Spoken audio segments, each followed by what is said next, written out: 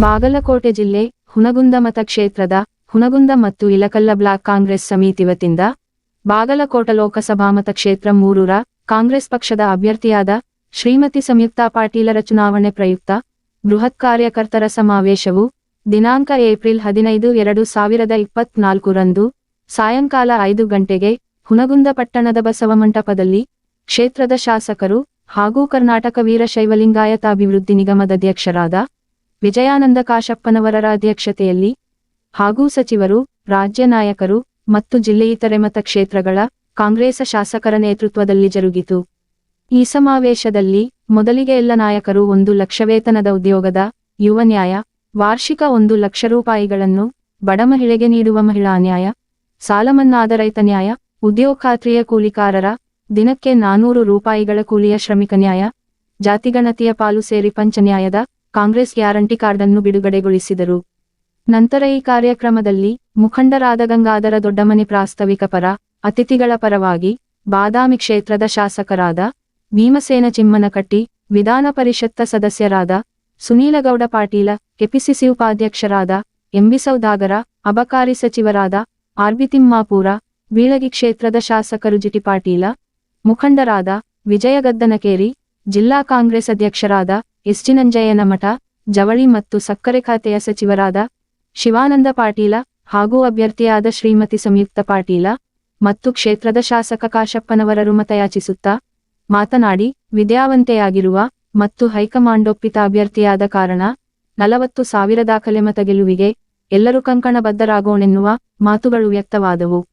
ನಂತರ ಆಡಳಿತಾರೂಢ ಬಿಜೆಪಿ ಪ್ರಧಾನಿ ನರೇಂದ್ರ ಮೋದಿ ನೇತೃತ್ವದ ಕೇಂದ್ರ ಸರ್ಕಾರ ಮತ್ತು ಕ್ಷೇತ್ರ, ಜಿಲ್ಲೆ, ರಾಜ್ಯದ ಬಿಜೆಪಿ ಸಂಸದರು, ನಾಯಕರ ವಿರುದ್ಧ ವಾಕಸಮರ ಸಾರಿದೆಲ್ಲ ನಾಯಕರು ಪಾಕಿಸ್ತಾನದ ವಿರುದ್ಧದ ಸರ್ಜಿಕಲ್ ಸ್ಟ್ರೈಕ್ ಮಾಡಿದ್ದು ಯೋಧರು, ರಾಮಮಂದಿರವಾಗಿದ್ದು ಭಕ್ತರ ದೇಣಿಗೆಯಿಂದ ತಾವೇ ಕಟ್ಟಿರುವಂತೆ ಜಾತಿಗಳ ಮಧ್ಯೆ ಬೀಜ ಬಿತ್ತುವ ಹಾಗೂ ಬಿಜೆಪಿ ನಾಯಕರ ಮಹಿಳೆಯರ ಬಗ್ಗೆ ಇರುವ ಅಗೌರವ, ದೇಶಾದ್ಯಂತ ಮೂಲ ಸೌಕರ್ಯಗಳ ಅಭಿವೃದ್ಧಿಯಾಗದಿರುವ, ರಾಜ್ಯಕ್ಕೆ ಬರ ಪರಿಹಾರ ನೀಡದಿರುವ, ದೇಶ ಎದುರಿಸುತ್ತಿರುವ ಕೃಷಿ ಬಿಕ್ಕಟ್ಟು, ರೈತರ ಮೇಲೆ ನಡೆಯುತ್ತಿರುವ ದೌರ್ಜನ್ಯಗಳು, ನಿರುದ್ಯೋಗ, ಪೆಟ್ರೋಲ, ಡೀಸೆಲ್, ಅಡುಗೆ ಅನಿಲದ ಭಾರಿ ಬೆಲೆ, ಮಣಿಪುರ ಹಿಂಸಾಚಾರ ಹಾಗೂ ಸ್ಥಳೀಯವಾಗಿ ರೈಲ್ವೆ ಯೋಜನೆ ವೈಫಲ್ಯ, ಕೃಷಿ ಕೈಗಾರಿಕೆಗಳಿಗೆ ಉತ್ತೇಜಿಸದಿರುವ, ಯುಕೆಪಿ ನಿರಾಶ್ರಿತರ ಬದುಕಿಗೆ ಶಾಶ್ವತ ಕಾಯಕಲ್ಪಿಸದಿರುವ, ಹೀಗೆ ಸಾಲು ಸರ್ಕಾರದ ವೈಫಲ್ಯಗಳನ್ನು ಬಿಚ್ಚುಡುತ್ತಾ ತಮ್ಮ ಆಕ್ರೋಶ ಹೊರಹಾಕಿದರು.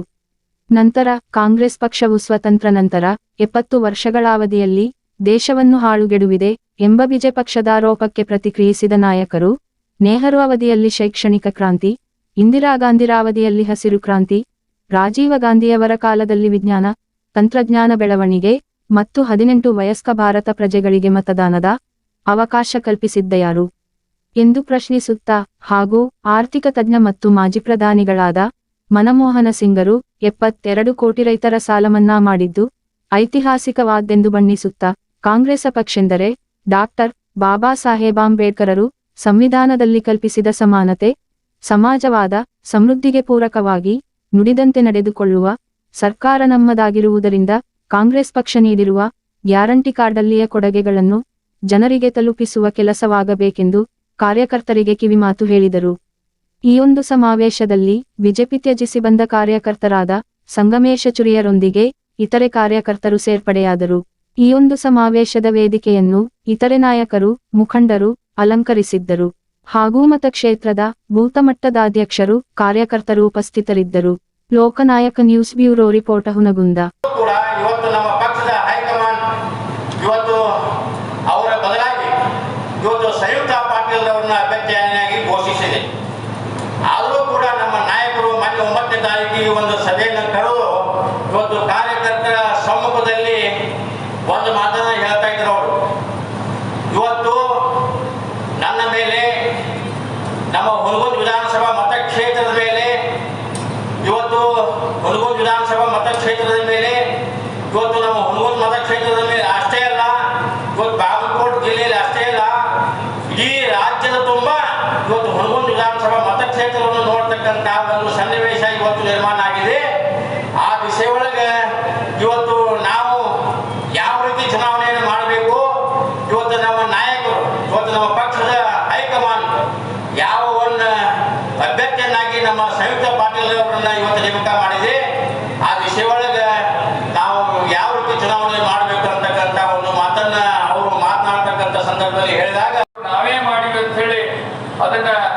ದಿವಸ ಇವತ್ತು ಅಧಿಕಾರಕ್ಕೆ ಬಂತು. ಅದನ್ನ ಮಾಡಿದ್ದು ಇವರಲ್ಲ, ನಮ್ಮ ಭಾರತೀಯ ಯೋಧರಲ್ಲಿ ಹೋರಾಟ ಮಾಡಿ ಎಷ್ಟೋ ಜನ ಯೋಧರು ಇವತ್ತ ಜೀವನ ಕಳ್ಕೊಂಡು. ಇವ್ರು ಯಾರು ಬಿಜೆಪಿ ಅವ್ರು, ಇವ್ರು ಯಾರಾದ್ರೂ ಹೋಗಿ ಅಲ್ಲಿ ಒಂದು ಕಿಡ್ಕೊಂಡು ನಿಂತಿದ್ರ? ಇವ್ರು ಯಾರು ಇವ್ರ ಮನೆಗೆ ಕಳಿಸ್ರಿ ನೋಡು, ಇವ್ರು ಯಾರು ಇವ್ರ ಮಕ್ಕಳನ್ನ ಅಲ್ಲಿ ಕಾಶ್ಮೀರ ಬಾರ್ಡರ್ದಾಗ ಹೋಗಿ ನಿಲ್ತಾರ? ಇವ್ರು ಯಾರು ಯುದ್ಧ ತೆಗೆದು ಮಾಡ್ತಾರ? ಇವಾಗ ಕೂತು ಇವ್ರು AC ರೂಮ್ನಾಗ ಕೂತು ಆ ಯುದ್ಧ ನಾವೇ ಮಾಡಿ ಅನ್ನಂಗ ಬಿಂಬಿಸ್ತಾರ. ಅದೇ ರೀತಿ ಈ ಕಳೆದ ರಾಮ ಮಂದಿರ ಕಟ್ಟಿದ್ರು. ಎಲ್ಲಾರು ನಿಮ್ಮಂತವ್ರೆಲ್ಲ ಬಡ ಜನರು ಕೂಲಿ ಕಾರ್ಮಿಕರ ಪಟ್ಟಿ ಕೊಟ್ಟು ಇದೆಷ್ಟೋ ಜನ ಮುಸಲ್ಮಾನ್ ಸಮಾಜದವರು ಕೂಡ ಪಟ್ಟಿ ಕೊಟ್ಟದಾರ. ಅದನ್ನ ಇವರು ನರೇಂದ್ರ ಮೋದಿ ಅವರು ನಾವೇ ಬಿಜೆಪಿ ಅವರು ಕಟ್ಟಿವಿ ತನಂಗ ಅದನ್ನ ಕಾರ್ಯಕ್ರಮನ ಮಾಡಿ ಅದು ಯಾವ ರೀತಿ ಹೇಳ್ತಾರಂದ್ರೆ ಅದನ್ನ ನಾವೇ ಕಟ್ಟಿವ. ಸಣ್ಣ ಸಣ್ಣ ಊರಾಗ ನೀವು ಗುಡಿಗಳ ಬಹಳ ವಿಶೇಷವಾಗಿ ಏನಪ್ಪಾ ಅಂತಂದ್ರೆ ನಿಮ್ಮಲ್ಲಿರುವಂತ ಉತ್ಸಾಹ ಇನ್ನ ಕಡಿಮೆ ಆಗಿಲ್ಲ. ಯಾಕಂದ್ರೆ ವಿಜಯಣ್ಣ ಕಾಶಪ್ಪನವರಿಗೆ ನೀವು ಯಾವ ರೀತಿ ದುಡಿದು ಯಾವ ರೀತಿ ಶ್ರಮ ಪಟ್ಟು ಆ 30,700 ವೋಟ್ಗಳನ್ನ ಕೊಟ್ಟು ಅವ್ರನ್ನ ಜಯವೀರ್ ಗೆಲ್ಸಿರಿ. ಇಡೀ ಜಿಲ್ಲೆದಾಗ 1ನೇ ಸ್ಥಾನವನ್ನ ಪಡೆಯುವಂತ ವ್ಯವಸ್ಥೆನ ಮಾಡಿಕೊಟ್ಟಿದ್ದು ಅದು ನಿಮಗೆ ಸಲ್ಲಬೇಕಾದಂಥದ್ದು. ನೀವು ಅದೇ ರೀತಿಯಾಗಿ ನಿಮ್ಮ ಬ್ಲಾಕಿನ ಅಧ್ಯಕ್ಷರು ಹೇಳುವಂತ ಸಂದರ್ಭದಾಗ ನಮ್ಮ ಹಿರಿಯರಾದಂತ ಮತ್ತು ಶಾಸಕರ ಅವರ ಒಂದು ಅಸ್ತಿತ್ವ ಒಳಗೆ ಅವರ ಒಂದು ಹಿರಿಯತನ ಒಳಗೆ ನಾವು ಇನ್ನ 40,000 ಲೀಡ್ ಕೊಡ್ತೇನೆ ಅನ್ನುವಂತ ಮಾತನ್ನ ಈ ವೇದಿಕೆ ಮುಖಾಂತರವಾಗಿ ಒಂದು ಸಂದೇಶವನ್ನ ಕಳಿಸಿದ್ರಲ್ಲ ಇಡೀ ಜಿಲ್ಲೆಗೆ, ನಿಮ್ಗೆ ಎಷ್ಟು ಅಭಿನಂದನೆ ಕೃತಜ್ಞತೆ ಸಲ್ಲಿಸಿದ್ರು ಕಡಿಮೆ ಬಂದಿದ್ದಾರೆ. ನಾವು ಸಂಯುಕ್ತ ಪಾಟೀಲ್ಗೆ 4,000 ಕೊಡ್ತೇನೆ ಅಂತ ಹೇಳಿದ್ದಾರೆ. 10,000 ಮತವನ್ನು ಹೆಚ್ಚು ಕೊಡ್ತೇನೆ ಅಂತ ಹೇಳಿದ್ದಾರೆ. ಆ 10,000 ಮತವನ್ನು ಯಾರು ತರಬೇಕಪ್ಪ? ಯಾರು ತರಬೇಕು? ಬೂತ್ ಮಟ್ಟದಲ್ಲಿ ಇದ್ದಂತ ಎಲ್ಲ ಮುಖಂಡರು ತಾವು ಶ್ರಮಿಸಿದಾಗ ಅದು 10,000 ಮತವನ್ನು ಹೆಚ್ಚಾಗುವಂತ ಕೆಲಸ ಆಗ್ತದೆ. ಆ ವಿಚಾರದಲ್ಲಿ ಈ ಕೆಲಸ ನಾವು ವೇದಿಕೆ ಮೇಲೆ ಇದ್ದಂತ ಬರೀ ಭಾಷಣ ಮಾಡಿ ಹೋದ್ರೆ ಆಗಂಗಿಲ್ಲ. ನಮ್ಮ ಮರ್ಯಾದೆ ತಾವು ಒಡೆಯಲಾರು ಇಡಬೇಕಾದ್ರೆ ತಾವು ಬೂತದಲ್ಲಿ ಹೋಗಿ ಕೆಲಸ ಮಾಡಬೇಕು. ನೀ ಪುಣ್ಯಾತ್ಮ ಇಂಥ ಕೆಲಸ ಮಾಡಿ ನಿಮ್ಮ ಪಕ್ಷ ಇಂಥ ಕೆಲಸ ಮಾಡಿದೆ, ಅದಕ್ಕೆ ನಿನಗೆ ಮತ ಹಾಕ್ತೀವಿ ಅಥವಾ ನೀನು ತಿರಸ್ಕರಿಸ್ತೀವಿ ಅಂತಕ್ಕಂಥ ಶಕ್ತಿ ಯಾರ ಹತ್ತಲಿ ಐತಂದ್ರೆ ಅದು ನಿಮ್ಮ ಹತ್ತಲಿ ಇದೆ. ಹಾಗಿದ್ರೆ ಯಾರು ಹಿತವರು? ನಮ್ಮ ರೈತ ತನ್ನ ಜಮೀನುಗಳಿಗೆ ಎತ್ತುಗಳ ತರಕ್ ಹೋಗ್ತಾನೆ. ನನ್ನ ಜಮೀನಿಗೆ ವರ್ಷ ನಾನು ಎತ್ತ ನಂಗೆ ಅನುಕೂಲ ಆಗ್ಲಿಪ್ಪ ಅಂತೇಳಿ ಎತ್ತ ತರಕ್ ಹೋಗ್ತೇನೆ. ನಮ್ಮಪ್ಪ ನಾನು ಸಣ್ಣ ಹುಡುಗಿದ್ದ ಕರ್ಕೊಂಡು ಹೋಗ್ತಿದ್ದೆ ಎತ್ಕೊಳ್ ತರಕ. ಆ ಎತ್ಕೊಳ್ ತರಕ್ ಹೋದಾಗ ಹಂಗೆ ಅಡ್ಡಾಡ್ತಿದ್ವಿ. ನಮ್ಮಪ್ಪ ಕರ್ಕೊಂಡು ಅಡ್ಡಾಡ್ತಿದ್ದ. ತಮ್ಮ ಚಲೋ ಊರಿ ತಗೊಂಡು ಒಂದೊಂದು 5 ವರ್ಷ ದುಡಿಲಿ ಅಂತೇಳಿ ಹೇಳ್ತಿದ್ದ. ವಯಸ್ಸಾಗ ಎತ್ತ ತಗೊಂಡು ಹೋದಿವ ಅಂದ್ರ ಅದು ಹೊಲದಾಗ ಹ್ಯಾಂಗ ದುಡಿತೈತೆ ತಮ್ಮ, ದುಡಿದಿಲ್ಲ, ಚಲೋ ಹೋರಿ ಒಯ್ಯುನು ಅಂತೇಳಿ ಹೇಳ್ತಿದ್ದ. 5 ವರ್ಷ ನಮಗೆ ಅಧಿಕಾರ ನಡೆಸಬೇಕು. ಎಂತೆಂತ ಪಕ್ಷ ನಮಗೆ ಅಧಿಕಾರ, ಯಾವ ಪಕ್ಷ ಏನ್ ಮಾಡಿ ನಾವು ಹೇಳ್ತೀವಿ. ಕಾಂಗ್ರೆಸ್ ಹಲವಾರು ಕಾರ್ಯಕ್ರಮದಲ್ಲಿ ನಾವೇನ್ ಹೇಳ್ತೀವಿ, ಇಂದಿರಾ ಗಾಂಧಿ ದಲಿತರಿಗೆ ಹಠ ಹೊತ್ತಂದು ಉಳುವವನೆ ಭೂಮಿ ಒಡೆಯ ಅಂತೇಳಿ ಮಾಡಿದ್ರು. 20 ಅಂಶದ ಕಾರ್ಯಕ್ರಮ ತಂದರು. ಸಾಹೇಬ್ರನ್ನು ಹುಟ್ಟಿದ್ರೆ ನಮ್ಮ ಸ್ವಾತಂತ್ರ್ಯಕ್ಕಾಗಿ ಹೋರಾಟ ನಡೆದಾಗ, ಹೋರಾಟ ನಡೆಸಿ ಸ್ವಾತಂತ್ರ್ಯ ತಂದಾಗ ಈ ದೇಶದ ಪ್ರಧಾನಿ ಹುಟ್ಟೇ ಇರಲಿಲ್ಲ. ಇಂಥವರು ಸ್ವಾತಂತ್ರ್ಯ ತಂದವರ ಬಗ್ಗೆ ಮಾತಾಡ್ತಾರೆ. ರಾಜೀವ್ ಗಾಂಧಿ ಇವತ್ತೆಲ್ಲಿ ಬೇಕಾದಲ್ಲಿ ನಾವು ಫೋನ್ ಹಿಡ್ಕೊಂಡು ನಮ್ಮ ಅತ್ತೆಗೆ ಕಸ ತೆಗೆಯುತ್ತ, ನೇಯ್ಕೊತ್ತ ಅಮೆರಿಕಕ್ಕೆ ಮಾತಾಡ್ತಾರು, ಬಾಗಲಕೋಟೆಗೆ ಮಾತಾಡ್ತಾರು, ಮಗಳಿಗೆ ಮಾತಾಡ್ತಾರು. ಇಂಥ ಫೋನ್ಗಳನ್ನ ತಂದಂಥವ್ರು ರಾಜೀವ್ ಗಾಂಧಿ. 18 ವಯಸ್ಸಲ್ಲಿ ವೋಟ್ ಕೊಟ್ಟವ್ ರಾಜೀವ್ ಗಾಂಧಿ ಅಂತೇಳಿ. ಈಗ ಸಂವಿಧಾನಬದ್ಧವಾಗಿ ಪಂಚಾಯತ್ ಕಟ್ಟಿ ಹೊಡಿ ಮಲ್ಲಪ್ಪ, ಕಸ ತೆಗೆದು ತಾಯವ್ವ, ಚೀನಾದವ್ರು ಒಳಗೆ ಬಂದಾರಲ್ಲ, ದೇಶ ರಕ್ಷಣೆ ಮಾಡುವ ಮಹಾಪುಣ್ಯಾತ್ಮ ಎಲ್ಲಿದೆಯಪ್ಪ? ನಾವು ಯಾವತ್ತೂ ರಾಜಕಾರಣ ಈ ದೇಶದ ಸಂಕಷ್ಟವನ್ನ ನಾವು ಮಾಡಲಿಲ್ಲ.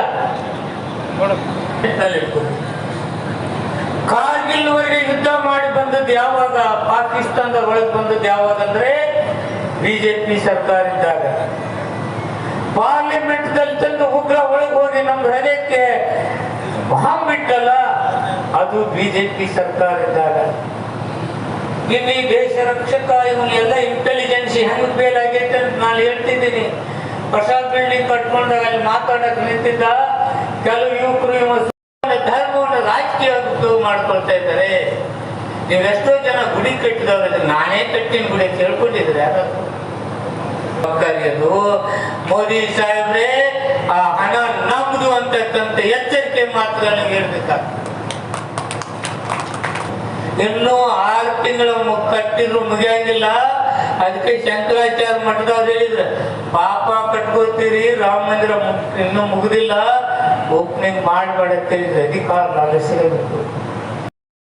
ಎಷ್ಟಪ್ಪ ಗೋವಿನಲ್ಲಿ ಪ್ರೀತಿ ಇತ್ತು, ಯಾಕೆ ನೀವು ಕಷಾಯಖಾನೆ ಬಂದ್ ಮಾಡಿಲ್ಲ?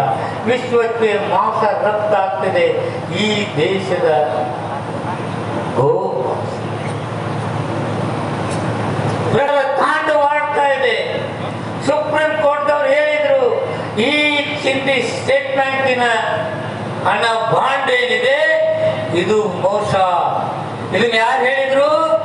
ನಿರ್ಮಲಾ ಸೀತಾರಾಮ್ ಮಹಾ ಮಂತ್ರಿ ಅದರಲ್ಲ, ಆರ್ಥಿಕ ಮಂತ್ರಿ ಅದರಲ್ಲ, ಆಕೆ ಯಜಮಾನ್, ಆಕೆ ಗಂಡ ಹೇಳ್ತಾನೆ, ಆಕೆ ಪತಿ ಹೇಳ್ತಾನೆ, ವಿಶ್ವದಲ್ಲಿ ಇಂತಹ ದೊಡ್ಡ ಅವ್ಯವಹಾರ, ಇಂತಹ ಭ್ರಷ್ಟಾಚಾರ ನಡೆದಿಲ್ಲ ಅಂತ ಯಾರು ಹೇಳಿದ್ರು?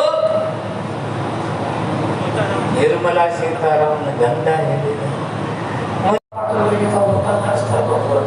ನಾವು ಬಾಗಲಕೋಟೆಯಲ್ಲಿ ಪ್ರಾಮಾಣಿಕ ಪ್ರಯತ್ನ ಮಾಡಿ ಬಾಗಲಕೋಟೆ ಬೀಳಗಿ ಶಾಸಕರು, ಮದನ ಶಾಸಕರು, ಮುರುಘಾ ಶಾಸಕರು, ನಾವೆಲ್ಲರೂ ಮಂತ್ರಿಗಳು ಎಲ್ಲರೂ ನಾವೆಲ್ಲರೂ ಪ್ರಾಮಾಣಿಕವಾಗಿ ಕೆಲಸ ಮಾಡ್ತೀವಿ. ಮೋದಿ ನಮ್ಮಲ್ಲಿ ಹೇಳ್ತಿದ್ರು, ಒಬ್ಬರಲ್ಲಿ ಭಿನ್ನಾಭಿಪ್ರಾಯ ಇಲ್ಲ, ನಾವೆಲ್ಲರೂ ಒಗ್ಗಟ್ಟಾಗಿ ಕೆಲಸ ಮಾಡ್ತೀವಿ. ತಮ್ಮೆಲ್ಲ ಸಹಕಾರ ಬೇಕು, ನಾವೆಲ್ಲ ಸಹಕರಿಸಿ ಇವತ್ತು ನಾವು ಏನು ಬಾಗಲಕೋಟೆಯಲ್ಲಿ ಮಾಡ್ತೀವೋ ಅದೇ ರೀತಿ ವಿಜಯನಗರ ಯಾವ ರೀತಿ ಹೆಚ್ಚು ಮತದಿಂದ ಆರಿಸ್ತೀವಿ ಅದೇ ರೀತಿ ಆರಿಸ್ತಾ ಇದ್ದೀವಿ. ನಾವೆಲ್ಲ ಬಾಗಲಕೋಟೆಯಲ್ಲಿ ಅತ್ಯುತ್ತಮವಾದ ವಾತಾವರಣ, ಒಬ್ಬ ವಿದ್ಯಾವಂತ ಮಹಿಳೆ, ಬಹಳ ಅತ್ಯುತ್ತಮ ಅನುಭವ. ಇವತ್ತು ನಾವು ಸಂಯುಕ್ತ ಮಾಡೋ 3 ಸಲ 4 ಸಲ ಕೂಡಿ ಇವತ್ತು ನಮ್ಮ ಮನೆ ಸಹಿತ ಊಟ ಮಾಡಿ ಅವರು ಒಬ್ಬಳೆ ಊಟ ಮಾಡಿ ನಮ್ಮ ಬಾಯಕರು ಬಹಳ ಅತ್ಯುತ್ತಮ ಹೆಣ್ಣುಗಳು, ವಿದ್ಯಾವಂತರು. ಅಂತ ವಿದ್ಯಾವಂತರನ್ನ ನಾವು ಲೋಕಸಭೆ ಕಳಿಸಿದ್ರೆ ಭಾಳ ಒಳ್ಳೆಯದ.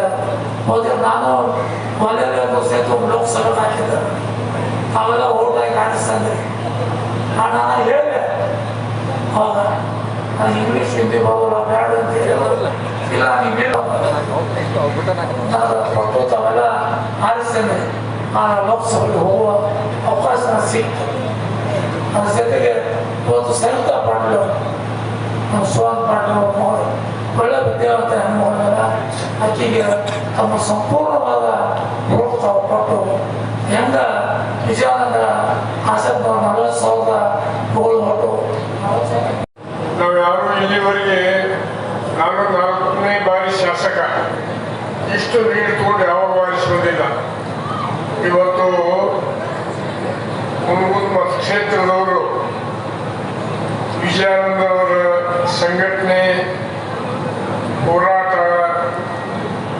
ನಿಮ್ಮ ಬಗ್ಗೆ ಇರುವಂಥ ಒಂದು ಕಳಕಳಿಯ ಮುಖಾಂತರ ಅವ್ರನ್ನ ಆರಿಸಿ ಕಳಿಸಿದೆ. ಗ್ಯಾರಂಟಿ ಕಾರ್ಡ್ನೆಲ್ಲ 30,000 ಕೋಟಿ ಲೀಡ್ ಕೊಟ್ಟಿದೆ. ಈಗಾಗಲೇ 5 ಕಾರ್ಯಕ್ರಮಗಳು ಇಂಪ್ಲಿಮೆಂಟ್ ಆಗಿದ್ದಾವೆ. ಮತ್ತು ಈ ಸರಿ 40,000 ಹೆಚ್ಚು ಲೀಡ್ ಕೊಡ್ತೀವಿ, 40,000 ವೋಟ್ ಕೊಡ್ತೀವಿ ಅಂತ ಹೇಳಿದ್ದೀರಿ. ನಿಮ್ಗೆ ಅಸಾಧ್ಯದ ಮಾತು ಏನು ಅಲ್ಲ ಅನ್ನುವಂಥ ಮಾತನ್ನು ಹೇಳಿ ಕೆಲಸ ಮಾಡ್ತೀನಿ ನಾನು. ಇದು ಏನು ಡಿಕ್ಟೇಟರ್ಶಿಪ್ ಅಂತೀರೋ ಅಥವಾ ಕಾರ್ಯಕರ್ತರಲ್ಲಿ ರಾಜ್ಯದ ನಾಯಕರಲ್ಲಿ ತಮ್ಮ ಬಗ್ಗೆ ತಮಗೂ ವಿಶ್ವಾಸ ಐತಿಲ್ಲ ಅನ್ನುವಂಥ ಪ್ರಶ್ನೆ ನಾವು ಕೇಳಬೇಕಾಗ್ತದೆ. ಬಟ್ ಇನ್ನೊಂದು ಮಾತು ಕೇಳ್ತೀನಿ, ಮೋದಿಯವರು ಅಧಿಕಾರಕ್ಕೆ ಹೋದ್ರು, ಅನೇಕ ಭರವಸೆ ಹೇಳಿ ಒಂದರ ಇಡೀ ದೇಶದೊಳಗೆ ಸ್ಮಾರ್ಟ್ ಸಿಟಿ ಮಾಡ್ತೀವಿ ಅಂತ ಹೇಳಿದರು. ಒಂದು ಇಲ್ಲಿವರೆಗೆ 10 ವರ್ಷದಲ್ಲಿ ಒಂದು ಕಂಪ್ಲೀಟ್ ಆಗಿಲ್ಲ. ನಿಶ್ಚಿತವಾಗಿಯೂ ಇಂಪ್ಲಿಮೆಂಟ್ ಆಗ್ತಾವ. ಆಮೇಲೆ ದೇಶದೊಳಗೆ ವಾತಾವರಣ ಹೆಂಗಿದೆ ಅಂದ್ರೆ ತಿಳ್ಕೊಂಡ್ರಿ ನೀವು, ಮೋದಿ ಮೋದಿ ಅಂತಾರ, ಮೋದಿ ನೋ. ನಿಶ್ಚಿತವಾಗಿ ಈ ಸಲ ಕೇಂದ್ರದೊಳಗೆ ಮೋದಿ ಸರ್ಕಾರ ಬಿಜೆಪಿ ಸರ್ಕಾರ ಬರೋದಿಲ್ಲ.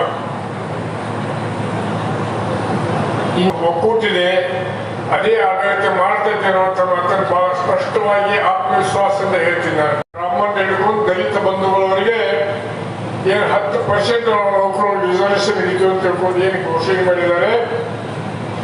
ರಾಹುಲ್ ಗಾಂಧಿ ಆಗಲಿ, ಸೋನಿಯಾ ಗಾಂಧಿ ಆಗಲಿ, ಅವರಿಂದ ಬಹಳ ವಿಚಾರ ಮಾಡಿ, ಮಲ್ಲಿಕಾರ್ಜುನ ಖರ್ಗೆ ಅವರಾಗಲಿ ಬಹಳ ವಿಚಾರ ಮಾಡಿ ಇವತ್ತು ಇದನ್ನ ಈ ಗ್ಯಾರಂಟಿಗಳನ್ನು ಕೊಟ್ಟಿದ್ದಾರೆ. ನೀವು ಇದನ್ನ 100ಕ್ಕೆ 100ರಷ್ಟು ನಂಬಬೇಕು. ಪ್ರತಿ ಮನೆಗೂ ಸಂದೇಶ ಮುಟ್ಟಿಸ್ಬೇಕನ್ನುವಂಥ ವಿಚಾರ ಹೇಳೋದ್ರ ಮುಖಾಂತರ ಏನು ನಾವು ನಮ್ಮ ಕರ್ನಾಟಕಕ್ಕೆ ನಾವೇ ಅನ್ಯಾಯ ಮಾಡಿದಂಗ ಒಬ್ಬ ಸಮರ್ಥ ಕಾಂಗ್ರೆಸ್ಸಿನ ಕಟ್ಟ ಅನ್ವೇಯಿ ಖರ್ಗೆ ಅವರು, ಅದಕ್ಕೆ ಅದೂ ನಮ್ಮ ಲಕ್ಷ್ಯದಲ್ಲಿ ಇರಬೇಕಂತ ಅನ್ನುವಂಥ ಮಾತನ್ನು ಹೇಳೋದ್ರ ಮುಖಾಂತರ ಅನೇಕ ವಿಚಾರಗಳನ್ನು ಹೇಳಿ ಎಲ್ಲ ಗೊಂದಲಗಳಿಗೆ ಪೂರ್ಣ ವಿರಾಮವನ್ನು ಮಾನ್ಯ ಶಾಸಕರು ಇಟ್ಟಿದ್ರು. ಆದಾಗ್ಯೂ ಕೂಡ ಮಳೆ ನಿಂತು ಮರದ ಹನಿ ನಿಂದ್ರವುದನ್ನುವಂಗ ಕೆಲವೊಬ್ಬರಲ್ಲಿ ಇನ್ನೂ ಪ್ರಶ್ನೆಗಳು ಒಡಮೂಡ್ತವೆ. ಒಂದು ಮಾತನ್ನ ಸ್ಪಷ್ಟವಾಗಿ ನಾವು ನೀವೆಲ್ಲ ಆಲೋಚನೆ ಮಾಡಬೇಕು. ಯೋಗ್ಯತೆ ಅನ್ನೋದು ಸರ್ನಾಯಕರಿಗೂ ಇತ್ತು, ಯೋಗ್ಯತೆ ಅನ್ನೋದು ವೀಣಾ ಕಾಶ್ಯಪ್ನವ್ರಿಗೂ ಇತ್ತು, ಯೋಗ್ಯತೆ ಅನ್ನೋದು ಯೋಗ್ಯತೆ ಅನ್ನೋದು ರಕ್ಷಿತಾ ಇಟಿಯವ್ರಿಗೂ ಇತ್ತು. ಅವ್ರಿಗೆ ಅಷ್ಟೇ ಅಲ್ಲ, ಈ ಲೋಕಸಭೆಗೆ ಚುನಾವಣೆಗೆ ಸ್ಪರ್ಧಿಸುವಂತ ಅರ್ಹತೆ ಕಾಂಗ್ರೆಸ್ ಪಕ್ಷದ ಪ್ರತಿಯೊಬ್ಬ ಕಾರ್ಯಕರ್ತರಲ್ಲೂ ಐತೆ ಅಂತ ನಾವು ಅರ್ಥ ಮಾಡ್ಬೋದು. ಆದ್ಮೇಲೆ ಯೋಗ್ಯತೆ ಇವರೆಲ್ಲರಲ್ಲೂ ಇತ್ತು, ಆದ್ರೆ ಯೋಗ ಮಾತ್ರ ಸಂಯುಕ್ತ ಪಾಟೀಲ್ಗೆ. ಆ ಯೋಗವನ್ನ ನಾವು ತೆರೆದ ಮನಸ್ಸಿನಿಂದ ಒಪ್ಕೋಬೇಕು. ಯಾಕಂದ್ರೆ ಕಾಂಗ್ರೆಸ್ ಅನ್ನೋದು ಒಂದು ಪಕ್ಷ ಅಲ್ಲ, ಕಾಂಗ್ರೆಸ್ ಅನ್ನೋದು ಒಂದು ಚಳವಳಿ, ಕಾಂಗ್ರೆಸ್ ಅನ್ನುವುದು ರೆವಲ್ಯೂಷನ್. ಅದು ಮುಕ್ತ ಮನಸ್ಸಿಂದ ನಾವೆಲ್ಲರೂ ಯಾವಾಗ ಒಪ್ಕೊಂತೀವೋ ನಾವು ಬಿಜೆಪಿಗಿಂತ ದೊಡ್ಡವರಾಗ್ತೀವಿ. ಯಾಕಂದ್ರೆ ಸ್ವಾತಂತ್ರ್ಯವನ್ನು ಗಳಿಸಿಕೊಟ್ಟಂತ ಪಕ್ಷ ನಮ್ಮದು ತೆರೆದ ಮನಸ್ಸಿರಬೇಕು. ಇನ್ನು ಸತ್ಯ ಎನ್ನುವುದು ಮಣಿ ಹೊತ್ತ ದಾಟಿಲ್ಲ, ಸುಳ್ಳು ಅನ್ನೋದು ಇಡೀ ಊರು ಸುತ್ತಾಡಕತ್ತೈತಿ. ಒಂದೇ ಒಂದು ಸಣ್ಣ ಒಂದು ದೃಷ್ಟಾಂತ ಹೇಳ್ತೀನಿ, ದಯವಿಟ್ಟು ಬೇಜಾರು ಮಾಡ್ಕೋಬೇಡ್ರಿ. ಎಲ್ಲರಿಗೂ ಅಧಿಕಾರವನ್ನ ಕೊಡಬೇಕಾಗ್ತದೆ. ಆ ಒಂದು ಸಿದ್ಧಾಂತದ ಹಿನ್ನೆಲೆಯೊಳಗಿರ್ತಕ್ಕಂಥದ್ದೇ ನಮ್ಮ ಕಾಂಗ್ರೆಸ್ ಪಕ್ಷ. ನೀವು ಮೊದಲಿನಿಂದ ನೋಡ್ಕೊಂತ ಇವರು ಬಿಜೆಪಿ ಅವರು ಬಂದು 4-5 ವರ್ಷ ಆಗಿಲ್ಲ, 4-8 ವರ್ಷ ಆಗಿಲ್ಲ, 70 ವರ್ಷ ಕಾಂಗ್ರೆಸ್ ಏನ್ ಮಾಡಿದ್ರು, 70 ವರ್ಷ ಕಾಂಗ್ರೆಸ್ ಏನ್ ಮಾಡ್ತಾರೆ? ಹಂಗ ಇಲ್ಲಿ ಅಡ್ಡಾಡೋ ರೋಡ್ ಇವರ ಮಾಡಿದ್ದಾರೆ, ಬಾಗಲಕೋಟೆ ಹುಣಗುಂದ ರಸ್ತೆ ಇವರ ಬಂದಿಂದ ಮಾಡಿದ್ರ, ಇಳಕಲ್ಲು ಹುಣಗುಂದ ರಸ್ತೆ ಇವರ ಬಂದಿಂದ ಮಾಡಿದ್ರ, ಈ ಕಾಲೇಜು ಇವರ ಮಾಡಿದ್ರ, ಲಕ್ಷ ಲಕ್ಷ ಕಾಲೇಜುಗಳು, ಲಕ್ಷ ಲಕ್ಷ ಪ್ರೌಢಶಾಲೆಗಳು, ಸಾವಿರ ಸಾವಿರ ಯೂನಿವರ್ಸಿಟಿಗಳು ಕಾಂಗ್ರೆಸ್ನವ್ರ ಕಾಲದಲ್ಲಿ ಆಗಿದೆ ಅಂತಕ್ಕಂಥದ್ದನ್ನ ಅವ್ರಿನ್ನೂ ಅರ್ಥ ಮಾಡ್ತಾರೆ. ಅದ್ಯಾವ ವಿವರ ಕಟ್ಟಿದ್ರ, KRS ಯಾವ ವಿವರ ಕಟ್ಟಿದ್ರ, ಏನು ನೀವು 10 ವರ್ಷದಲ್ಲಿ ಮೋದಿ ಸಾಹೇಬ್ರೆ ಮಾಡಿದ್ದೇನು? ಇಂತಹ ಒಂದು ಜನಹಿತಕ್ಕೆ ಭವಿಷ್ಯಕ್ಕೆ ಮುತ್ಸದ್ದಿ ಕಾರ್ಯವನ್ನು ಮಾಡಿರ್ತಕ್ಕಂಥದ್ದು ಯಾವುದಾದ್ರಿಂದ ತೋರಿಸಿ ನೋಡೋಣ ಅಂತಕ್ಕಂಥದ್ದನ್ನು ಕೇಳಬೇಕಾಗಿದೆ. ಮುಖ್ಯಮಂತ್ರಿಯನ್ನಾಗಿ ರಾಮಕೃಷ್ಣ ಹೆಗಡೆ ಅವರನ್ನು ಮಾಡಿದ್ರು, SR ಬೊಮ್ಮಾಯಿ ಅವರನ್ನು ಮಾಡಿದ್ರು, ಸದಾನಂದ ಗೌಡರು, ಬಸವರಾಜ ಬೊಮ್ಮಾಯಿ ಎಲ್ಲಿಯೂ ಅವಕಾಶ ಕೊಟ್ಟಿರ್ತಕ್ಕಂಥ ಇತಿಹಾಸ ಇಲ್ಲ. ಆದ್ದರಿಂದ ಸಮಾನತೆ, ಸಮಾಜವಾದ, ಆಳುವ ಹಕ್ಕು, ಉಳುವ ಹಕ್ಕು ಕೊಟ್ಟಿದ್ದೇ ಕಾಂಗ್ರೆಸ್ ಪಕ್ಷ. ತಮ್ಮೆಲ್ಲರ ಆಶೀರ್ವಾದ ಸಂಯುಕ್ತ ಪಾಟೀಲ್ ಮೇಲೆ ಇರಲಿ ಅಂತ ಹೇಳಿ ನಾವೆಲ್ಲರೂ ಒಗ್ಗಟ್ಟಿನಿಂದ ಕೆಲಸ ಮಾಡೋಣ ಅಂತ ಹೇಳಿ ನನ್ನ 4 ಮಾತುಗಳು ನಡೆಸ್ತಾ ಇದ್ದಾರೆ. ಇವತ್ತು ನೀವು ನೋಡ್ಬೋದು, ಈ ಚುನಾವಣೆ ಶ್ರೀಮಂತ ಮತ್ತು ಬಡವನ ಮಧ್ಯೆ ಇರ್ತಕ್ಕಂಥ ಚುನಾವಣೆ, ರೈತ ಮತ್ತು ಉದ್ದಿಮೆದಾರನ ಮಧ್ಯೆ ಇರ್ತಕ್ಕಂಥ ಚುನಾವಣೆ. ಇವತ್ತು 68% ರೈತರು ಈ ದೇಶದ ಭೂಮಿಯನ್ನ ನಂಬಿ ನಾವು ಬದುಕ್ತಾ ಇದ್ದೀವಿ. ಆದ್ರೆ ಅವರ ಸುಭಿಕ್ಷೆಯಿಂದ ಬದುಕ್ತಾ ಇದ್ದಾರೆ. ಆಕಸ್ಮಿಕ ಬರಗಾಲ ಬಂದ್ರೆ ಅವರನ್ನ ಕೈ ಎತ್ತಿ ಹಿಡಿತಕ್ಕಂಥ ಕೆಲಸ ಮಾಡಿರ್ತಕ್ಕಂಥ ಪಕ್ಷ ಯಾವುದಾದ್ರಿದ್ರೆ ಅದು ಕಾಂಗ್ರೆಸ್ ಪಕ್ಷ ಅಂತ ಹೇಳಿ ಬಹಳ ಹೆಮ್ಮೆಯಿಂದ ನಾನು ಹೇಳಬೇಕಾಗ್ತದೆ. ನಿಮ್ಗೆ ಗೊತ್ತಿದೆ, ಬಿಜೆಪಿಯವರು 10 ವರ್ಷದ ಹಿಂದೆ ಡಾಕ್ಟರ್ ಮನಮೋಹನ್ ಸಿಂಗ್ರಿಗೆ ಮೌನಿ ಬಾಬಾ ಅಂತಿದ್ರು. ಆದ್ರೆ ನಾನು ಇವತ್ತು ಆ ಮೌನಿ ಬಾಬಾನನ್ನ ನೆನೆಸ್ಬೇಕಾಗಿದೆ. ಆ ಪುಣ್ಯಾತ್ಮ ಆರ್ಥಿಕ ಹಳಿ ತಪ್ಪಿರ್ತಕ್ಕಂಥ ಈ ದೇಶದಲ್ಲಿ ಬರಗಾಲ ಬಂದ್ರೆ ದೇಶದ ರೈತರ 72,000 ಕೋಟಿ ಹಣ ಮನ್ನಾ ಮಾಡಿರ್ತಕ್ಕಂಥ ಗಂಡಸ ಯಾರಾದ್ರಿದ್ರೆ ಅದು ಮನಮೋಹನ್ ಸಿಂಗ್ ಅಂತ ಹೇಳಿ ಹೇಳ್ಬೇಕಾಗ್ತದೆ.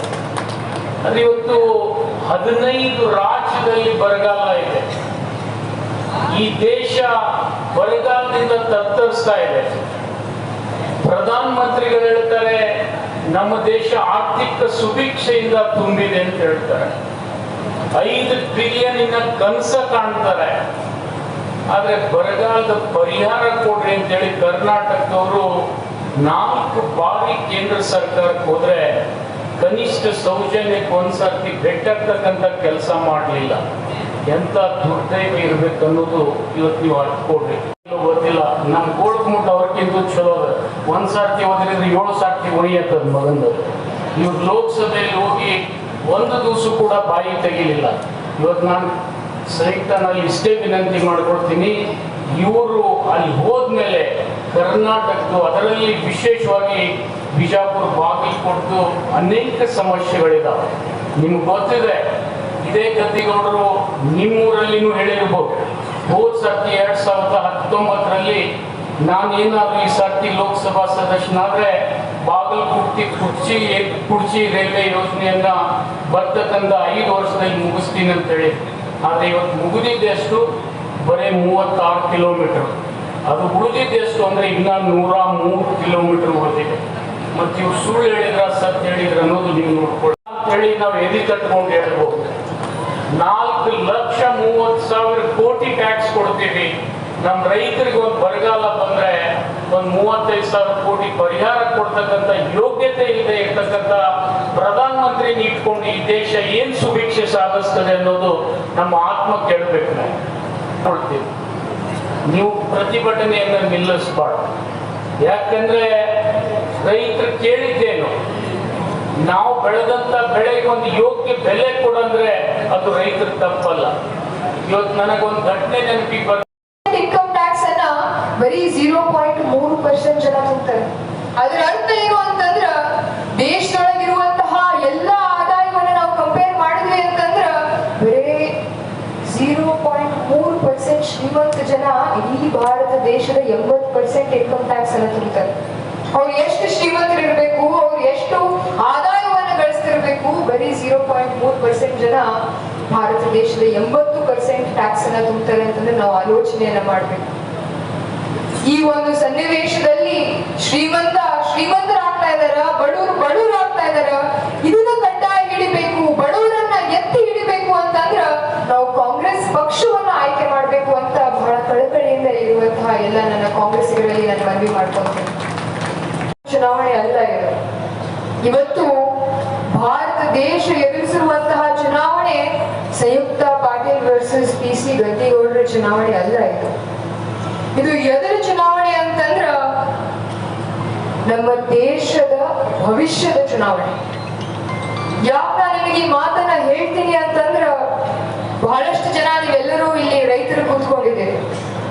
ಇಲ್ಲಿರುವಂತಹ ಎಲ್ಲಾ ಜನರಿಗೆ ವಿಪರ್ಯಾಸ ಏನು ಅಂತಂದ್ರೆ 2 ಬಾರಿ ಈಗ ಸತತವಾಗಿ 2 ಒಂದು ಬರಗಾಲವನ್ನ ನಮ್ಮ ಕರ್ನಾಟಕ ದೇಶದಲ್ಲಿ ನಾವು ಎದುರಿಸಿದ್ವಿ.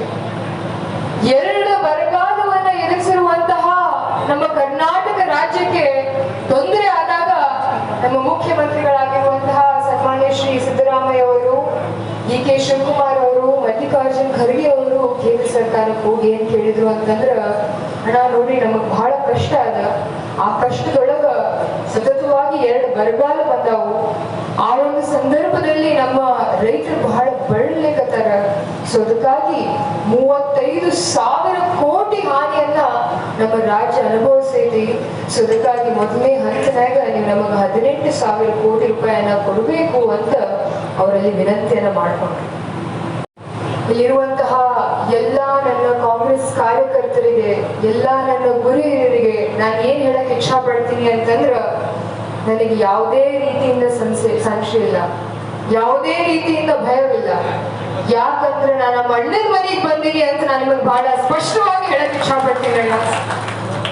ಇವತ್ತು ಇರುವಂತಹ ಎಲ್ಲ ನನ್ನ ಅಣ್ಣ ತಮ್ಮಂದ್ರೆ ಏನ್ ತಿಳ್ಕೊಬೇಕು ಅಂತಂದ್ರ, ವೇದಿಕೆಯ ಮೇಲೆ ಇರುವಂತಹ ವಿಜಯಾನಂದ ಅಣ್ಣ ಅವರಾಗಿರ್ಬಹುದು ಅಥವಾ ಅಕ್ಕ ಆಗಿರ್ಬಹುದು, ಅವರ ನಮ್ಮ ಸಂಬಂಧ ಇವತ್ತಿನ ಸಂಬಂಧ ಅಲ್ಲ, ಇದು ಬಹಳ ಮೊದಲೆಯಿಂದ ಬಂದಿರುವಂತಹ ಸಂಬಂಧ. ಒಂದು ಕುಟುಂಬದಲ್ಲಿ ಯಾರೋ ಒಬ್ರು ಸ್ವಲ್ಪ ಮನಸ್ಸಿರ್ಬಹುದು, ಆದ್ರೆ ನಾನ್ ನಿಮ್ಗೆ ಎಲ್ಲರಿಗೂ ಏನ್ ಹೇಳಕ್ ಇಚ್ಛಾ ಪಡ್ತೀನಿ ಅಂತಂದ್ರ, ನಾವೆಲ್ಲರೂ ಕೂಡ ಒಂದೇ ಕುಟುಂಬದ ಸದಸ್ಯರು ಅಂತ ನಾನು ಬಹಳ ಸ್ಪಷ್ಟವಾಗಿ ಈ ವೇದಿಕೆ ಮೂಲಕ ಹೇಳಕ್ ಇಚ್ಛಾ ಪಡ್ತೀನಿ. ವಿಶೇಷವಾಗಿ ನಮ್ಮ ಮಾಧ್ಯಮ ಮಿತ್ರರಿಗೆ ನಾನು ಹೇಳಕ್ ಇಚ್ಛಾ ಪಡ್ತೀನಿ ಏನಂತಂದ್ರ, ನಾವೆಲ್ಲರೂ ಕೂಡ ಒಂದೇ ಕುಟುಂಬದ ಸದಸ್ಯರು. ನಿರಂತರವಾಗಿ ನಾವು ಕಾಂಗ್ರೆಸ್ ಪಕ್ಷದ ಏಳಿಗೆಗೋಸ್ಕರ ನಾವು ದುಡಿತೀವಿ ಅಂತ ಹೇಳ್ತಾ, ಜನರು ಸ್ವಾಭಿಮಾನಿಗಳು, ನಮ್ಮ ಮಹಿಳೆಯರು ಸ್ವಾಭಿಮಾನಿಗಳು. ನಿನ್ನೆ ನಮ್ಮ ಮಾಜಿ ಮುಖ್ಯಮಂತ್ರಿಗಳು ಹೇಳ್ತಾರ, ಹೆಣ್ಮಕ್ಳು ಗ್ಯಾರಂಟಿಗಳನ್ನ ತಗೊಂಡು ದಿಕ್ಕು ತಪ್ಪಲಿಗತ್ತಾರ ಅಂತ ಅವ್ರು ಹೇಳ್ತಾರೆ, ಹಾದಿ ತಪ್ಪಾಕತ್ತಾರ ಅಂತ ಹೇಳ್ತಾರೆ. ಸೊ ಇರುವಂತಹ ಎಲ್ಲ ನನ್ನ ಅಣ್ಣ ತಮ್ಮಂದ್ರಿಗೆ ನಾನು ಏನ್ ಹೇಳಕ್ ಇಚ್ಛಾ ಪಡ್ತೀನಿ ಅಂತಂದ್ರ, ಈ ಒಂದು ಚುನಾವಣೆ ಬರೀ ಸಂಯುಕ್ತ ಪಾಟೀಲ್ ವರ್ಸಸ್ ಗದ್ದಿಗೌಡ ಚುನಾವಣೆ ಅಲ್ಲ, ಇದು ಕನ್ನಡಿಗರ ಪ್ರತಿಷ್ಠೆಯ ಚುನಾವಣೆ, ಇದು ಮಹಿಳೆಯರ ಪ್ರತಿಷ್ಠೆಯ ಚುನಾವಣೆ ಅಂತ ನಾನು ನಿಮ್ಮೆಲ್ಲರಿಗೂ ಹೇಳಕ್ ಇಚ್ಛಾ ಪಡ್ತೀನಿ ಅಣ್ಣ ತಮ್ಮಂದ್ರೆ. ಸೊ ಅದಕ್ಕಾಗಿ ಇವತ್ತು ನೀವು ಶ್ರಮವನ್ನ ಪಡ್ತೀರಿ ಅಂತಂದ್ರ, ನಿರಂತರವಾಗಿ ಬೆಲೆ ಏರಿಕೆಯನ್ನ ಎದುರಿಸಿ ತತ್ತರಿಸಿ ಹೋಗಿರುವಂತಹ ಒಬ್ಬ ಮಹಿಳೆ, ಒಬ್ಬ ಯುವಕ, ಒಬ್ಬ ರೈತರ ಬೆನ್ನೆಲುಬಾಗಿ ನಿಂತಿರುವಂತಹ ನಮ್ಮ ಕಾಂಗ್ರೆಸ್ ಸರ್ಕಾರಕ್ಕೆ ನಾವೆಲ್ಲರೂ ಕೂಡ ಆ ಋಣವನ್ನ ಮುಟ್ಟಿಸ್ಬೇಕು ಕಾಂಗ್ರೆಸ್ ಕಾರ್ಯಕರ್ತರಾಗಿ ಅಂತ ನಾನು ನಿಮ್ಮೆಲ್ಲರಲ್ಲಿಯೂ ಬಹಳ ಕಳಕಳಿಯಿಂದ ವಿನಂತಿ ಮಾಡ್ಕೊಳ್ಳೋಕೆ ಇಚ್ಛಾ ಪಡ್ತೀನಿ ಅಂತಂದ್ರ, ನಮ್ಮ ಒಂದು ಕರೆಗೆ ಕೇಂದ್ರ ಸರ್ಕಾರ ಒಂದು ಮಾತು ನಮಗ್ ವಾಪಸ್ ಹೇಳಿ, 1 ರೂಪಾಯಿನೂ ಕೂಡ ನಮಗ್ ಬಿಡುಗಡೆ ಮಾಡಲಿಲ್ಲ. ಯಾಕೆ ನಾನು ನಿಮಗೆ ಈ ಮಾತನ್ನ ಹೇಳ್ತೀನಿ ಅಂತಂದ್ರ, ಸತತವಾಗಿ 2 ಬರಗಾಲವನ್ನ ಎದುರಿಸಿರುವಂತಹ ನಮ್ಮ ಕರ್ನಾಟಕ ರಾಜ್ಯ ಪ್ರತಿ ವರ್ಷ ಕೇಂದ್ರ ಸರ್ಕಾರಕ್ಕೆ ಎಷ್ಟು ರೊಕ್ಕ ಕೊಡ್ತೀವಿ ನಾವು ತೆರಿಗೆಗಳಲ್ಲಿ, ಟ್ಯಾಕ್ಸ್ ಅಲ್ಲಿ? 4,30,030,000 ಕೋಟಿ ಕೊಡುವಂತಹ ನಮ್ಮ ಕರ್ನಾಟಕ ರಾಜ್ಯ ನಿರಂತರವಾಗಿ 4 ಲಕ್ಷಕ್ಕಿಂತ ಮೇಲ್ಪಟ್ಟು ತೆರಿಗೆಯನ್ನು ನಾವು ಕೇಂದ್ರ ಸರ್ಕಾರ ಕೊಡುತ್ತಿದ್ವಿ. ನಮ್ಮ ಕಷ್ಟದ ಕಾಲದೊಳಗ ಕೇಂದ್ರ ಸರ್ಕಾರಕ್ಕೆ ನಾವು 18,000 ಕೋಟಿ ರೂಪಾಯಿ ನಮಗೆ ಸಹಾಯ ಧನವನ್ನ ಮಾಡಬೇಕು ಅನ್ನುವಂತಹ ಒಂದು ಸಂದರ್ಭದಲ್ಲಿ ಅವ್ರು ನಮಗೆ ಹೇಳ್ತಾರ, ನೋಡ್ರಿ ನೀವು ಏನಿ ಜನರಿಗೆ ಗ್ಯಾರಂಟಿಯನ್ನ ಕೊಡ್ಲಿಕ್ಕತ್ತೀರಿ. ನಮ್ಮ ವಿದ್ಯಾಮಂತ್ರಿಗಳು ಶ್ರೀಮತಿ ನಿರ್ಮಲಾ ಸೀತಾರಾಮನ್ ಅವರು, ನಾವು ಅವರು ಕೂಡ ಕರ್ನಾಟಕ ರಾಜ್ಯದಿಂದ ರಾಜ್ಯಸಭೆಯಿಂದ ನಾವು ಕನ್ನಡಿಗರ ಆರಿಸಿರುವಂತಹ ಒಬ್ಬ ಸಂಸದರು ನಮಗೆ ಹೇಳ್ತಾರ, ನೀವು ಕರ್ನಾಟಕ ರಾಜ್ಯದವರು ನಮ್ಮ ಮುಂದೆ ಕೇಂದ್ರ ಸರ್ಕಾರ ಮುಂದೆ ಕೈ ಒಡ್ಲಿಕತ್ತೀರಿ. ಯಾಕಂತಂದ್ರ ಪ್ರತಿ ವರ್ಷ ನೀವು 55,000 ಕೋಟಿ ರೂಪಾಯಿಯನ್ನ ಈ ಒಂದು ಗ್ಯಾರಂಟಿಗಳಿಗೆ ಕೊಟ್ಟು ಸರ್ಕಾರನ ದಿವಾಳಿ ಮಾಡ್ಲಿಕತ್ತೀರಿ ಅನ್ನುವಂತಹ ಒಂದು ಮಾತನ್ನ ಹೇಳಿದ್ರು. ಎಷ್ಟಪ್ಪ ಇಳಕಲ್ಲಿದ್ರ ಮುದುಗಲ್ ಎಷ್ಟಪ್ಪ, ಹಿಂಗ ಬಂದು ಇಳಕಲ್ಲಿಗೆ ಬಂದು ಇಳಕಲ್ಲಿದ್ರ ಮುದುಗಲ್ ಮಾಡಿದ್ರ ನಿಮ್ಮ ಅಪ್ಪನ ಮನೆ ಗಂಟು ಹೋಗ್ತಿರ್ತಾರಪ್ಪ ಗದ್ದಿಗೌಡ. ಅವರು ಬೆನ್ನತ್ತಿ ಕುಷ್ಟಿಗಿರಿಯನ್ನು ಮಾರ್ಗವನ್ನು ಮಾಡಿಸಿ ಅದನ್ನೇ ಇಲ್ಲಿ ಮಾಡಿಸೋದಕ್ಕೆ ತಾಕತ್ತು ಬೇಕು. ಅದಕ್ಕೆ ತಾಕತ್ ಅಂತ ನಾನು ಮಾತಾಡ್ತಿರ್ತೀನಿ ಅವಾಗ ತಾಕತ್ತು ಬೇಕು, ಅದಕ್ಕೆ ತಮ್ಮ ಬೇಕು. ನಾ ತಾಕತ್ ಹೈ, इसके साथ क्या करेंगे भाई?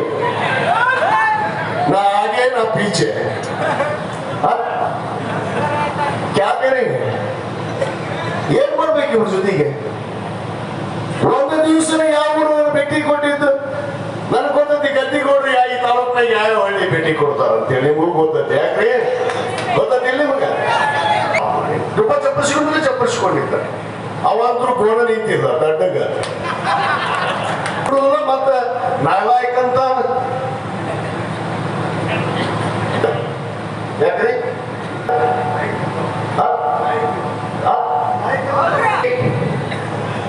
ಅವಿವೇಕಿ ಲೈಕ್ ಮಾಡಿದವ್ರಿಗೆ ವಿಜಯಾನಂದ ಕಾಶ್ಯಪರು ಲೈಕ್ ಮಾಡಿದ್ರು, ಇನ್ನು ದೊಡ್ಡ ಲೈಕ್ ಮಾಡಿದ್ರು.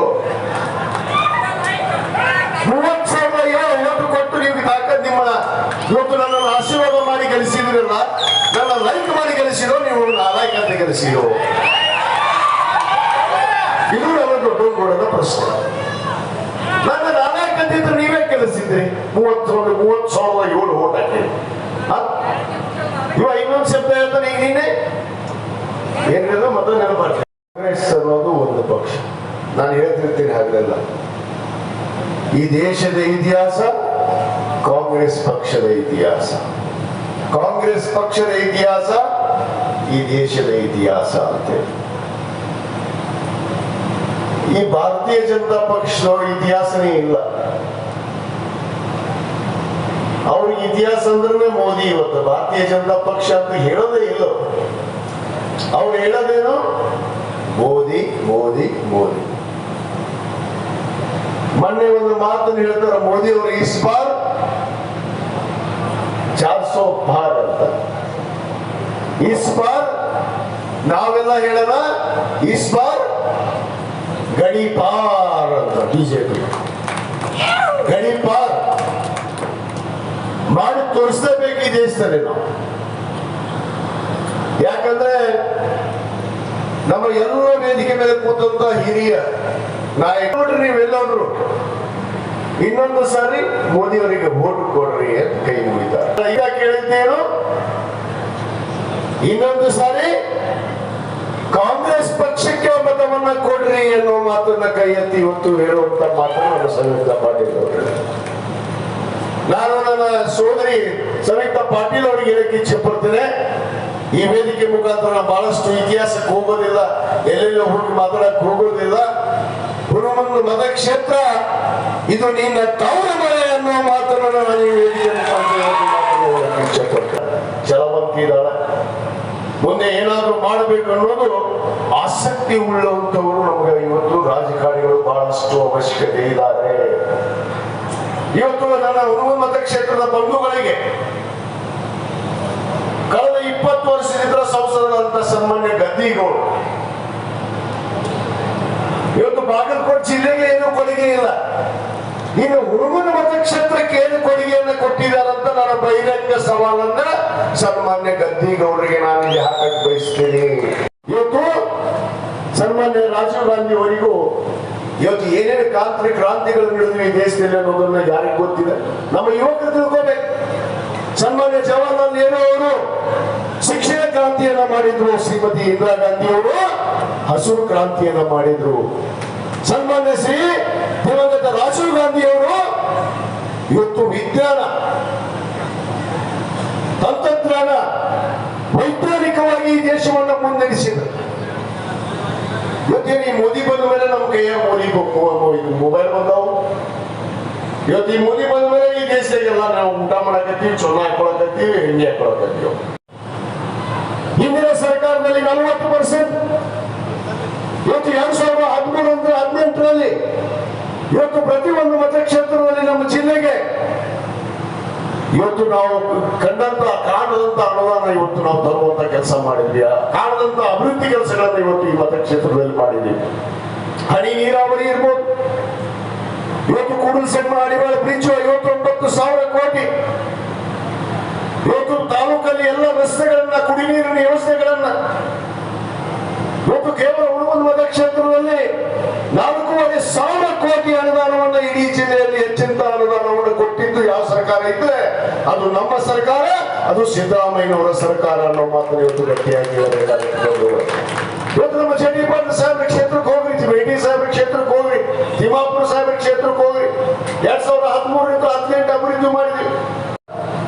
ನಾಡಿದ್ದು ಇಳಕಲ್ ತಾಲೂಕು, ಇಳಕಲ್ ನಗರ ಸೇರಿಸಿ 2 ಸಭೆಗಳನ್ನ ನಾವು ಮಾಡ್ತೀವಿ. ಯಾಕಂದ್ರೆ ಕಳಿಸ್ತಾರೆ ಎಷ್ಟು ಹೇಗೆ ಮಾಡಿದ್ವಿ, ಹೇಗೆ ನಾವು ಚುನಾವಣೆಯನ್ನ ಮಾಡಬೇಕು ಅನ್ನೋದನ್ನ ಮಾಡಿದ್ವಿ ಅನ್ನೋದು ನಿಮ್ಗೆ ಗೊತ್ತೈತಿ. ಯಾಕಂದ್ರೆ ವಿಚಾರವನ್ನು ಸಾಲಿಲ್ಲ. ಇಲ್ಲಿ ಗುಜರಾತಿಂದ ಬಂದಿದ್ರು, ಗುಜರಾತಿಂದ ಎಲೆಕ್ಷನ್ ಮಾಡಕ್ ಕರ್ಕೊಂಡ್ ಬಂದಿದ್ರು. ಇಲ್ಲಿ ನಮ್ಮ ತಾಲೂಕ್ನೆ 50 ಮಂದಿ ಇದ್ರು. ಏನೇನ್ ಮಾಡಿದ್ರೆ ಗೊತ್ತೈತಿ, ನಿಮಗೂ ಗೊತ್ತೈತಿ ಏನ್ ಮಾಡ್ಬೇಕಂತ. ನಮಗೇನು ಕಲಿಸುವಂತ ಅವಶ್ಯಕತೆ ಇಲ್ಲ, ಯಾರಂತ ಕರೆಯುವಂಥದ್ದು ಅವಶ್ಯಕತೆ ಇಲ್ಲ. ಎಲ್ಲರಿಗೂ ಒಂದು ಸಮಾನವಾದ ಕಾನೂನನ್ನು ತರೋದು ಅಂದ್ರೆ ಸಂವಿಧಾನ ಬದಲಿ ಮಾಡೋದು ಗ್ಯಾರಂಟಿ. ಎಲ್ಲರಿಗೂ ಒಂದೇ ಕಾನೂನು ಒಂದೇ ಸಮಾನತೆಯನ್ನು ತರೋದು ಅಂದ್ರೆ ಎಲ್ಲ ರಿಸರ್ವೇಶನ್ ಕ್ಯಾನ್ಸರ್. SC ಹೋಗುತ್ತೆ, ST ಹೋಗುತ್ತೆ, 2A ಹೋಗುತ್ತೆ. ಇನ್ಯಾವುದವ್ರಿ ನಮಗೂ ರಾಮನ ಭಕ್ತ ನಾವು ಯಾರಿಲ್ಲಪ್ಪ ಈ ರಾಮನ್ ನೆನೆಯವರು.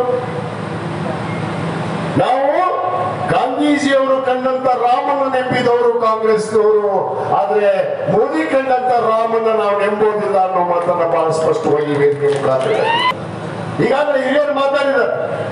ಇವತ್ತು ನಾವು ಏನು ಜನರಿಗೆ ಪ್ರಮಾಣ ಮಾಡಿ ಅಧಿಕಾರವನ್ನು ತೆಗೆದುಕೊಂಡ್ವಿ, ಅದರ ತಕ್ಕ ಇವತ್ತು 5 ಗ್ಯಾರಂಟಿಯನ್ನು ಕೊಡ್ತೀವಿ ಅಂತೇಳಿ 5 ಗ್ಯಾರಂಟಿಯನ್ನು ಕೊಟ್ವಿ. ಅದರ ಜೊತೆಗೆ ನಮ್ಮ ಚುನಾವಣೆ ಪ್ರಣಾಳಿಕೆಯಲ್ಲಿ ಹೇಳಿದಂತ ಅನೇಕ ಅಂಶಗಳಲ್ಲಿ CAA ಮೇಲೆ ಬೆಂಕಿ, NRC ಅಂತ, CAA ಅಂತ, ಏನು ಅಜಾನ್ ಅಂತ, ಹಿಸಾಬ್ ಅಂತ ಏನೇನು ಮಾಡಿದ್ರು ಅರ್ಥ ಮಾಡ್ಕೊಡ್ರಿ. ಇನ್ನೊಂದು ಸಾರಿ ಏನಾದ್ರೂ ಇವ್ರಿಗೆ ಅಧಿಕಾರ ಈ ದೇಶದಲ್ಲಿ ಕೊಟ್ಟಿದ್ದೆ ಕರೆ ಆದ್ರ ಈ ದೇಶವನ್ನ ಒಡಿತರ ಎಚ್ಚರದಿಂದ ಇವತ್ತು ನಾವೆಲ್ಲ ಅರ್ಥ ಮಾಡ್ಕೊಂಡು ಮತವನ್ನ ಚಲಾಯಿಸುವಂತ ಸಂದರ್ಭ ಇವತ್ತು ಬಂದಿದೆ. ಬಂಧುಗಳೇ, ಅರ್ಥ ಮಾಡ್ಕೋಬೇಕು. ಇನ್ನೊಂದ್ಸಾರಿ ಏನಾದ್ರು ಅಧಿಕಾರ ಕೊಟ್ಟಿದ್ದೆ ಕರೆ ಆದ್ರ ಈ ದೇಶವನ್ನ ಒಡಿತ ಇವತ್ತು ಸಂವಿಧಾನವನ್ನು ಬದಲಿ ಮಾಡೋದಿಲ್ಲ ಅಂತೇಳಿ ನರೇಂದ್ರ ಮೋದಿ ಅವರು ಭಾಷಣ ಮಾಡ್ತಾರೆ ಇವತ್ತು. ಆದ್ರೆ ಅವರ ಸಂಸದರೇ ಹೇಳ್ತಿದ್ರು ಸಂವಿಧಾನವನ್ನ ಬದಲಿ ಮಾಡುತ್ತೀವಿ ಅಂತೇಳಿ. ಯಾರ್ಯಾರು ಸಂವಿಧಾನ ಬದಲಿ ಮಾಡ್ತೀವಿ ಅಂತ ಹೇಳಿದ್ರೆ ಅವ್ರಿಗೆಲ್ಲರಿಗೆ ಟಿಕೆಟ್ ಕಟ್ ಮಾಡಿದ್ರು. ಗೊತ್ತಿಲ್ಲ ಅವ ಒದರ್ತಿದ್ದಲ್ಲ ಅಲ್ಲಿ ಒಬ್ಬ ಕಾರವಾರದಾಗ ಅನಂತ್ ಕುಮಾರ್ ಹೆಗಡೆ, ಅವನ್ ಟಿಕೆಟ್ ಕಟ್, ಪ್ರತಾಪ್ ಸಿಂಹನ್ ಟಿಕೆಟ್ ಕಟ್, ಪಿಟೀಲ್ ನಳಿನ್ ಕುಮಾರ್ ಪ್ರಭುತ್ವದ ಭಕ್ತರಾಗಲಿ ಸಂವಿಧಾನದ ಭಕ್ತರಾಗಲಿ ಅದನ್ನು ಬಿಟ್ಟು ಅಂಧ ಭಕ್ತರಾಗುವಂತ ಕೆಲಸ ಇವತ್ತು ಯುವಕರು ಮಾಡ್ತಾ ಇದ್ರೆ ಅದನ್ನು ಮಾಡಬಾರ್ದು. ಇವತ್ತು ಜನರು 2018ರಿಂದ 24ರವರೆಗೂ ಈ ರಾಜ್ಯದಲ್ಲಿ ಕಟ್ಟಂತ ಏನು ಡಬಲ್ ಇಂಜಿನ್ ಸರ್ಕಾರ ಇವತ್ತು ಡಬಲ್ ಇಂಜಿನ್ ಸರ್ಕಾರ ಇತ್ತು. ಸಿದ್ದರಾಮಯ್ಯ ಹೇಳ್ತಿದ್ರು ಡಬಲ್ ಇಂಜಿನ್ ಸರ್ಕಾರ. ಏನ್ ಮಾಡಿದಪ್ಪ ಡಬಲ್ ಇಂಜಿನ್ ಸರ್ಕಾರ ಈ ರಾಜ್ಯದಲ್ಲಿ? ಯಾವ ರೈತರು ಸಾಲ ಮನ್ನಾ ಮಾಡಿದ್ರ? ಯಾವ ಮಹಿಳೆಯರಿಗೆ ಏನಾದ್ರೂ ನ್ಯಾಯ ಕೊಟ್ರ?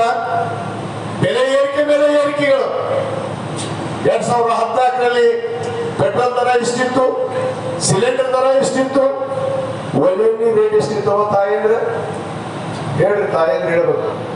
ಸಿಲಿಂಡರ್ 11 ರೂಪಾಯಿ, 11 ಅಂದ್ರೆ 100 ರೂಪಾಯಿ ಡೀಸೆಲ್ 60 ರೂಪಾಯಿ. ಸಿಲಿಂಡರ್ ದರ ಎಷ್ಟಿತ್ತು? 460 ರೂಪಾಯಿ. ಯಾಕೆ ಭರವಸೆ ಇದೆ ಅಂದ್ರೆ ನಾವು ಕೊಟ್ಟ ಮಾತಂತೆ ನಡೆದಿದ್ದೇವೆ. ಅನ್ನ ಬಸವಣ್ಣನವರಲ್ಲಿ ನಾಡಿನಲ್ಲಿ ಹುಟ್ಟಿ ಜನಿಸಿದಂತವ್ರು ನಾವು. ನುಡಿದಂತೆ ನಡೆಯದಿದ್ದರೆ ಇದೇ ಜನ್ಮ ಕಡೆ ಅನ್ನೋರು ನಾವು. ಇದೇ ಜನ್ಮ ಕಡೆ ಅನ್ನೋರು. ಆ ಒಂದು ಪವಿತ್ರವಾದ ಸ್ಥಳದಲ್ಲಿ ಇಟ್ಕೊಂಡಂತವ್ರು ಕೊಟ್ಟ ಮಾತನ್ನು ನಾವು ಉಳಿಸ್ಕೋಬೇಕು. ನಿಮ್ಮ ಮೇಲೆ ವಿಶ್ವಾಸ ನಂಬಿಕೆನೇ ಇತ್ತು. ನಾವು ಈಗಾಗಲೇ ನನ್ನ ತಂಗಿಗೆ, ನನ್ನ ಸೋದರಿ ಸಂಯುಕ್ತ ಪಾಟೀಲ್ಗೆ 40,007 ಮತಗಳನ್ನ ಖಂಡಿತವಾಗಿ ಕೊಡುವಂತ ಪ್ರಾಮಾಣಿಕ ಪ್ರಯತ್ನವನ್ನು ನಾವೆಲ್ಲ ನೀವೆಲ್ಲ ಮಾಡೋಣ. ಮಾಡ್ತೀರಾ? ಕೈ ಎತ್ತಿ ಹೇಳ್ಬೇಕ, ಸುಳ್ಳು ಕೊಡ್ತೀರಾ? ಮಾಡ್ತೀರಾ ಕೆಲಸ? ಇವತ್ತಿಂದ ಈ ಕ್ಷಣದಿಂದ ನಮ್ಮ ಕಾರ್ಯಕ್ರಮಗಳು ಪ್ರಾರಂಭ. ಏನು ನನಗೆ ದುಡಿದು 30,007 ಮತಗಳನ್ನು ಹಾಕಿದಂತ ನನ್ನ ಎಲ್ಲ ಬೂತ್ ಅಧ್ಯಕ್ಷರಿಗೆ ಮತ್ತೊಮ್ಮೆ ಸಾಷ್ಟಾಂಗ ನಮಸ್ಕಾರ ಹಾಕ್ತೀನಿ. ನೀವು ಮತ್ತೆ ಇನ್ನು 10,000 ಓಟ್ ಜಾಸ್ತಿ ಹಾಕಿಸ್ಬೇಕು. ನೀವೇ ಬೂತ್ ಅಧ್ಯಕ್ಷರಿದ್ದೀರಿ, ನೀವೇ ಪದಾಧಿಕಾರಿಗಳಿದ್ದೀರಿ.